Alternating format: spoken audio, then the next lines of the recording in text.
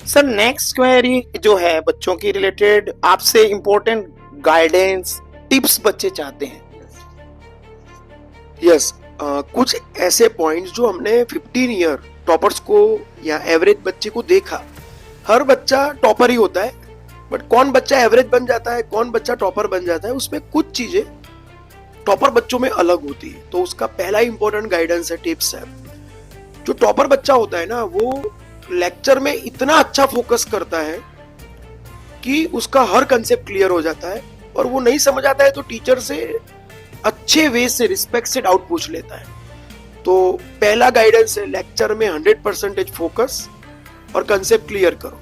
दूसरा गाइडेंस है, टॉपर की नोट्स क्लास में ही बनते जाती है, तो टीचर के साथ साथ मेन पॉइंट्स बनाते जाओ।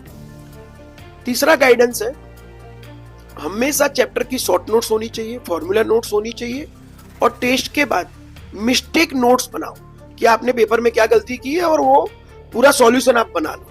तो फॉर्मूला नोट्स, शॉर्ट नोट्स और मिस्टेक नोट्स पेपर सॉल्यूशंस की, ये एक टॉपर हमेशा मेंटेन करता है।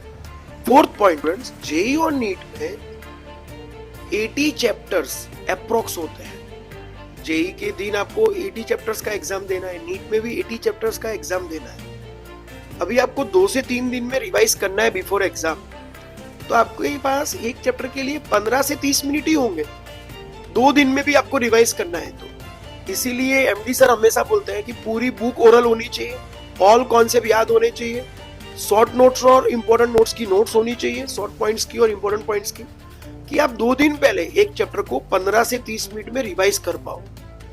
हमारे पास बोर्ड जैसा नहीं है। बोर्ड में क्या होता है, एक सब्जेक्ट होता है, 10-15 चैप्टर होते हैं, तो हम 2 दिन में रिवाइज कर पाते हैं।